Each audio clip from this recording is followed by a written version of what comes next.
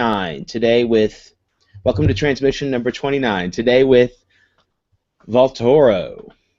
So, we have a special guest today, Josh from Vaultoro. Hi, Josh. Hi, how are you going? Well, thanks. So, today we're going to talk about Bitcoin, but we're also going to talk about gold.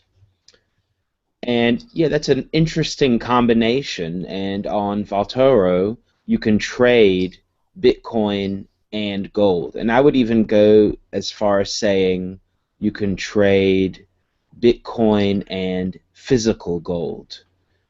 Would you also say that, Josh? That's right, yeah. So we basically Vaultoro was set up to trade the value of physical gold and Bitcoin. So, and you're actually trading the physical gold, the ownership of physical gold. Okay, great. So let's go back a little. What got you interested in Bitcoin? Well, that happened. I was always into precious metals and gold and stuff, and as that learning process started building along, and then 9/11 happened, and I started looking more into geopolitical stuff, and the more I realized that the world, the money, the way the money works in this world is really has a lot to do with the politics of the whole global landscape, and I really didn't like the concept of money being created out of debt. And there was something always intrinsically in me that knew that. But then once I started researching it, it really all sort of fit together. And one day I was doing something on the internet, and it was right back when CPUs could still. It was just on the edge of CPUs finishing up and GPUs starting to come in to the mining game, and it just blew my mind. I mean, the first thing when Bitcoin first hit, it was really like, wow, that's an incredible invention, and yeah, the rabbit hole. I slipped down that rabbit hole, like many of us. Okay, great. Yeah, so definitely it's not a debt-based currency or a debt-based asset or however you want to call it, debt-based money, not at all. That's Yeah. interesting. Okay, so well then let's back up even further. Well then I guess that's the same thing that got you interested in gold, maybe.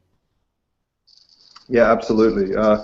Gold was something that I found interesting because it has such a long life, a long history of being a store of value, and I was always interested why is these points, and these points were because it was rare, it's fungible, it's pretty much global, and it's just doesn't really, if you throw it in some salt water, 1,000 years later, you pull it out, it's still like good, it's still good, it's still okay. So it had these points, and I guess looking at all the different mechanisms of yardsticks and all the rest of it really pulled.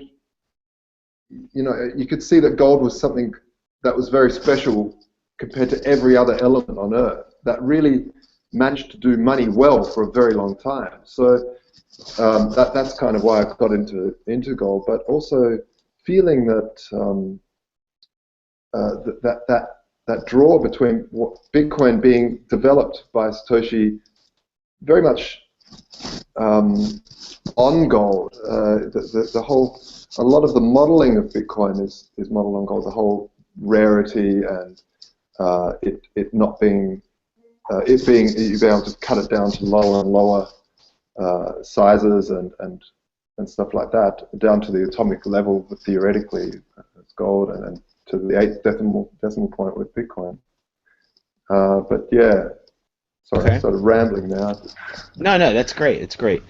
So, yeah, well, you already answered some of the things, but I would just ask you straight up, uh, what do you think gives Bitcoin value and what gives gold value? I mean, Yeah, that's a you already answered some of the, typical gold ones. That it's yes. fungible, that it's been used as money for a long time, Yeah. that etc. These are the typical arguments. But you know, go on and, Sorry. no problem. Is that Mike? I'm just, yeah. Okay, so Continue. yeah, Sorry. Yeah. just tell us, in your opinion, why are people paying money for Bitcoin? Why is it worth fiat, or why is it worth, and if it's worth fiat, why should I trade it against gold? It's such a wonderful question because I get it all the time as well. Well, Bitcoin's backed by nothing. Bitcoin, folks, is backed by one of the largest computer networks, well, the largest computer networks on the planet.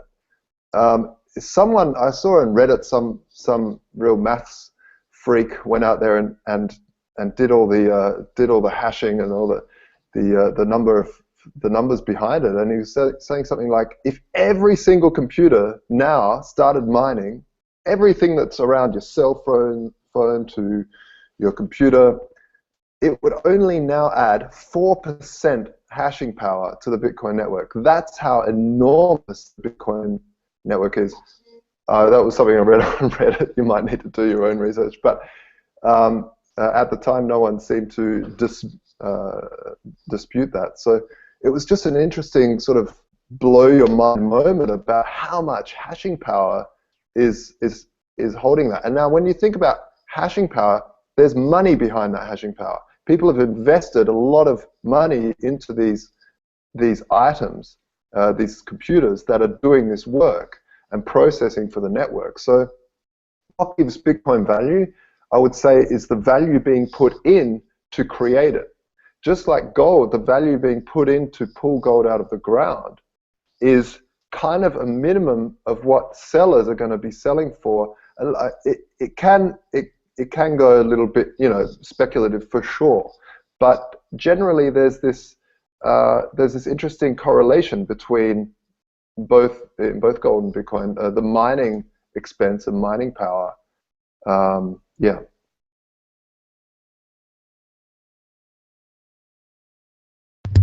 Definitely.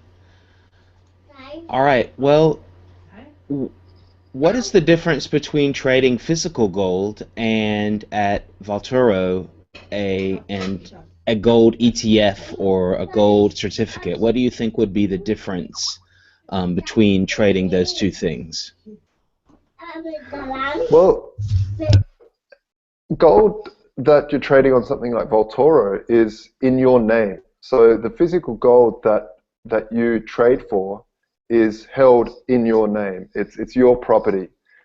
When you're trading on an ETF, it's really all you're doing is trading the value of gold in this pool. You also don't really know if that gold's there. A lot of people speculate that, and so it's that can be an issue with the ETFs. I definitely, yeah. All right. So, am I trading instantly, just like on any other exchange when I'm at Vaultoro? Yeah, so we're the first to actually offer real-time trading engines. So instead of there's other competitors out there that basically give you their spread, and you buy and sell on their terms. But we've got an actual marketplace, just like Bitstamp or Kraken, but for physical gold. And the settlement for that physical gold is done at time of trade. So it's all real time, and you can set market or limit orders, and so you can set your price. Yeah. Okay, great. So there's market and limit orders. Are those the two order types that are available? Yeah, that's correct. Yeah. We are looking into more into some other features later on, but currently we're trying to get the market going like that. Sure, yeah. Well, that's what you need for basic, limit Yeah. market. Sure, definitely. So, Yeah. how much does it cost to trade on your exchange? What are the fees? So per trade is 0.5%, and that gets lower to 0.2% the more you trade. So yeah.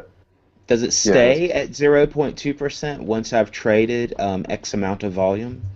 it's for 30 days. So if you trade a large amount and then that 30 days goes by, every day the last 30th day drops away and the next one slides across. So Okay, great. Right. So, are you guys thinking about offering any Bitcoin or gold derivatives? And what is your opinion about gold and Bitcoin derivatives?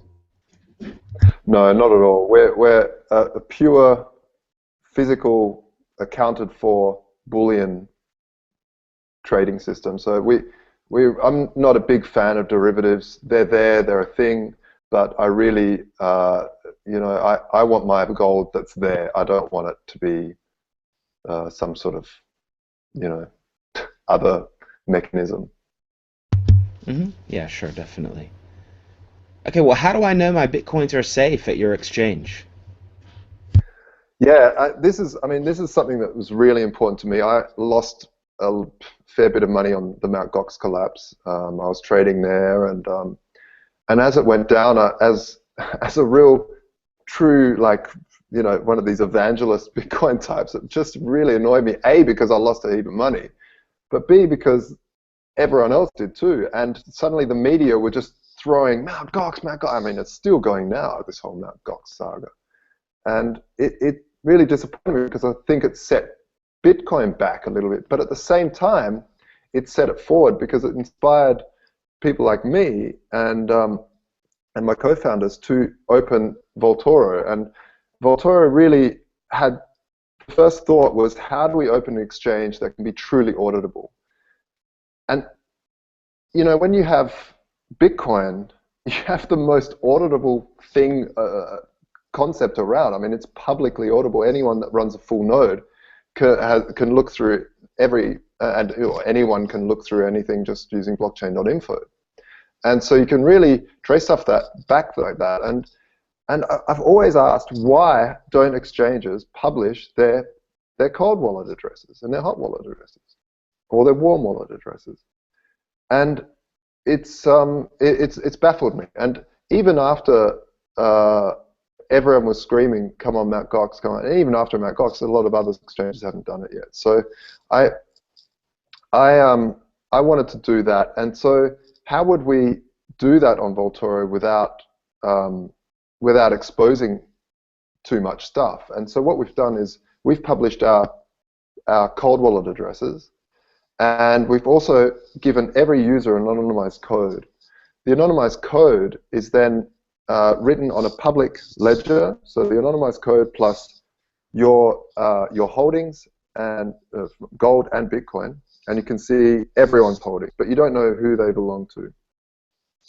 You check if yours is right, mine's right. Okay, so I'm presuming other people's are right. Otherwise, someone out there would be saying something. And then you can look at the sum of all holdings and check that against our cold wallet and our warm wallet. We've got this warm wallet concept because publishing the hot wallets would be a list too crazy. And people can generate new ones all the time. Every time you go on the site, you can generate a new deposit address. And so we created a warm wallet that has equal to or more than all the hot wallet holdings, and that's just one address then. All cold wallets are multi-sig, and what's important there is that it's publicly auditable. And so what we try to do as well is once a month we'll predeterminedly publish that we're going to send a certain amount of Bitcoin from the cold wallet addresses. That way people know that we've got control of those keys as well. Was your Okay. question about the gold though? Yeah, no, that was right. Now I said, why is my Okay. Bitcoin safe? I was just Yeah. checking.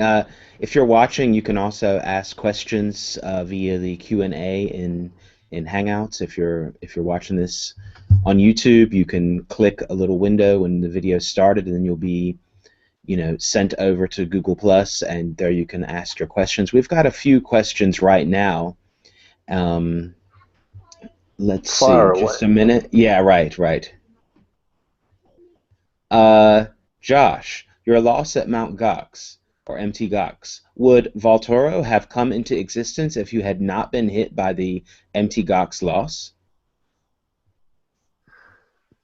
If I wasn't personally hit, I think it would still definitely because it's really it really affected the whole ecosystem of Bitcoin. I know that also had friends that lost money in it, so it it was something that needed to be addressed. It was something that had to be looked at. And so when we looked at it, I was coming up with concepts for decentralized exchanges. I was coming up with all sorts of ways to try to defeat this. And really it came down to, let's show the world how to properly audit something in real time, constantly. Um, it's it's really not that hard to do, and we should, as a community, if we really want to stop massive draconian regulationary pressure and burden coming down on the Bitcoin world, we really need to, as a community, be demanding, as a marketplace, demanding better from our exchanges. Don't do businesses with don't do business with exchanges that don't have a proper auditing scheme put in place. Just number one, it's just super important. And if we don't do that as a community, then we're going to have massive losses, and then that'll be the excuse to come in and just over-regulate and really crush this budding industry. Okay, yeah, I think that we do need to demand, more transparency and I think I really like what you're doing. So we know why our where our Bitcoin is. Yeah. Actually, I wanted to go back to one thing, something the so-called warm wallet. Well, I've heard a few people talk about that. What's a warm wallet? I mean, it's either cold or hot, right? Yeah, it's actually cold. It's as cold as you Okay. can get, the warm wallet. It's called warm because it's a reflection of the hot wallet, but it's Okay. offline. Right. Okay. So the heat of the hot wallet is then Is onto the cold wallet. I get it. Okay, that's cool. But that's through just an a air ritual. gap. Yeah, but an air gap. Okay, great. That's great. So I can also check my gold, and I believe it's certified from a third party. Is that correct? That's right. So the same way you can check Bitcoin holdings in the public audit, you can check your gold holdings. And so you check the gold holdings, check the sum of all gold holdings, and then you can, every week, we get a statement from the vaulting company. That's a top-tier vaulting company in Switzerland, one of the largest in Europe, telling us how much VolToro members have got in the vaults. Then underneath that, you can see the BDO certificate. BDO is the fourth largest, or the third largest, one of the largest auditing firms in the world. They're a multi-billion-dollar company, and you can see their certificate down underneath that. You can download the PDF to state that all the gold's in the vault. Then you can check the certificate that the gold is also totally insured. And might I add, some Mm-hmm. vaulting companies, which is really important, they only insure parts of their gold because they know even if they got robbed, a robber can't carry that much gold. But we everything's insured at this vaulting institute. Okay, So that's just great. an extra bonus. So I remember when I spoke with you in Berlin, you were saying that the gold is assigned to my name or however I signed up for my account. Is that correct? Yeah. So So the good. I just want Sorry. to, no, it's okay. I just want to, let's say, actually, I want to know something else. I want to know, okay, I've traded, back and forth, Bitcoin, gold, or I just use you as an exchanger. I just say I've got one Bitcoin and now I want gold. I want out. And so how do I get my gold? because I don't want it to sit in this insured safe, that's transparent and everything, but I want to hold it in my hand now because we were talking about earlier, it's physical gold. How Yeah, do I do that, and how much does it cost? good question. So it's really important that people are able to get access to the gold. However, and we do offer it. You can do it at any time. However, we are set up as an exchange for real-time trade. We offer to get the gold delivered out to you at any time, and you can even pick it up actually. But it does cost a lot because these bars that are in VolToro are good delivery bars. They're I think it's 11 to 15 kilo bars. When, and then if we did want to get that out, we have to. There's a lot of protocols in place. So, for instance, it works like this: you ask for physical delivery, we send you some paperwork, you sign it, you verify yourself beforehand, of course. Then we sign it, saying, "Yep, we've checked, it's your gold." We then send it on to a third-party law firm who also confirms it, because we don't want the ability to have any of our executives or our employees being able to withdraw members' gold. So a third-party law firm has to check that, and they need to sign it. Then that gets sent off to the vaulting company. They then sign it. They ring the insurer. The insurer allows a window of time that the vault is allowed to be open, sends a representative down to the vault, security guards, and the rest of the protocol that goes into it. Then there's smelting costs to smelt the gold down to 100, because 100 grams is the minimum withdrawal, and smelt it down. So there's a lot of protocols in place. This is because we can't sell your gold and just send you some other piece of gold, because it's literally your gold. So we don't have permission to just do that on your behalf. We really have all these protocols in place as a security for your gold. And so for high net worth individuals, it's probably worth it, because on top of that, there's also taxes once it leaves the vault. It leaves a duty-free zone, and then it attracts taxes. And then once the shipping costs, and then there's also usually taxes at the country that it arrives in, depending on the country. So you're actually better off trading into Bitcoin and buying gold locally. Saying that, we offer it because of many reasons. It's just important. I mean, it's your gold, so of course you can get hold of it. This is also, if something was to happen to Vaultoro, you've got access to your gold. We don't hold it. We're a marketplace that organizes you to sit gold in a professional vault, top tier vault in Switzerland. Okay, so I can't send you my gold bar and get Bitcoin. It doesn't work that way. It doesn't work that way because we have to ensure that it's 99.99% gold. They're good delivery bars. They've never seen the sun. They go from the mine, get smelted into the vault, and that's to make sure that there's no discrepancy in value or purity. And so we'd need to test every bar. There's a whole lot of stuff that goes into Yeah, that. So that's a lot of work. Yeah, but okay, that sounds great. So really, when I say I want my gold, then they're going to make a bar depending on the amount of grams or etc. to fit my order. It's done to order. Is that right? it's done to order to the minimum of 100-gram bars. Yeah, right. But as Uh, long as it's 100, then my gold has just been sitting in the vault, and they're going to yeah, make me a bar to fit my order, and that's why another reason that you go through all these steps. I get it. Okay, that's really exactly. interesting. That's great.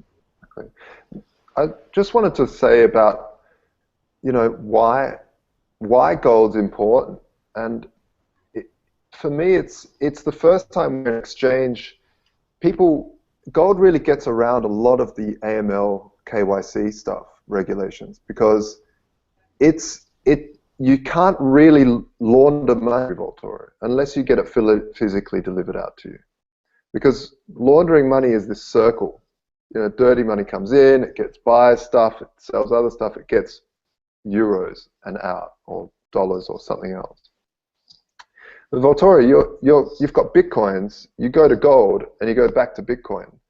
There's no real, if we offered a euro or a dollar out as well, there could be an opportunity. So there are regulations though in Europe and most of the world where you can buy a minimum amount of gold or anything without showing ID. So you can buy, for instance, watches. You can buy an expensive watch, but if it's below 7,500 pound, I think it is, or euro, I always get them mixed up, you don't have to show ID. After that, of anything, you have to show some know your customer stuff.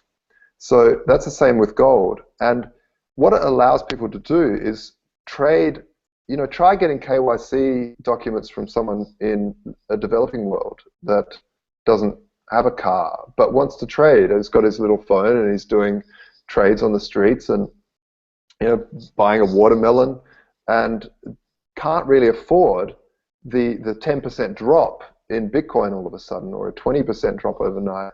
So being able to buy it with Bitcoin, use the Bitcoin network as the payment gateway, instantly park into gold, which doesn't need all this nightmarish mess of fiat, and then wake up the next morning knowing you're going to get pretty much the same value out of it compared to than you had when you went to sleep. So yes, gold is volatile, but it's not as volatile as Bitcoin, and it's still private money. Okay, great. Yeah, I think you said it good. It's still private money. That is even a legal distinction in a lot of companies, that gold is private money officially. Yeah.